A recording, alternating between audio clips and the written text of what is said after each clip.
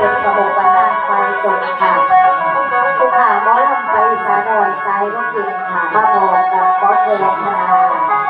ค่ะเนาะเป็นสุญญาเป็นสีของพระอาจารย์ค่ะเป็นดีได้รับคำท้าเข้ามาจากทางคณะเจ้าค่ะไอ้บาลังทรงดวงวิญญาณที่พอถนอมพิพาผู้ลงเสียหายใจเย็นจากปรโลกเมืองดีปันสู่ปรโลกเมืองนาจะมีนาทีขอที่น้องสู่ทุกคนค่ะตั้งจิตอธิษฐานจงดวงวิญญาณที่พอถนอมพิพาขึ้นสู่ดวงสวรรค์นำกันเด้อเจ้าค่ะ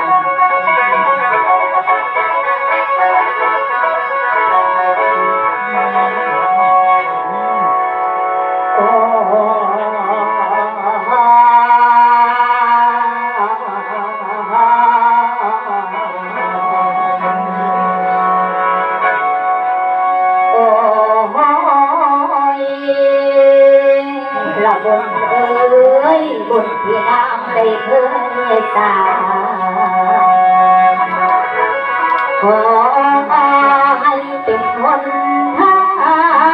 งให้พุทธวาถนอมได้เที่ยวไปแล้วบุญบุญอานิสงส์ส่งอยู่ไปสู่ทาง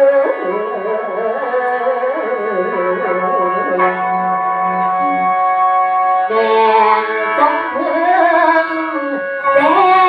ลับพึงโอ้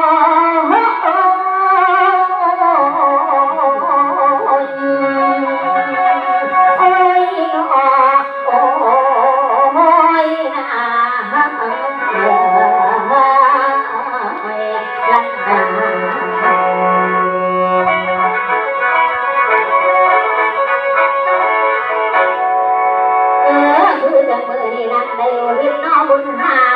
คุณพ่อถนอมพิพาผู้ที่มอลันนาลวงเลยไปเลี้ยวทางลูกหลานลีลอนไทยรุ่นเอ้ยยังเป็นห่วงหวังว่าอยากให้ดวงวิญญาณนี้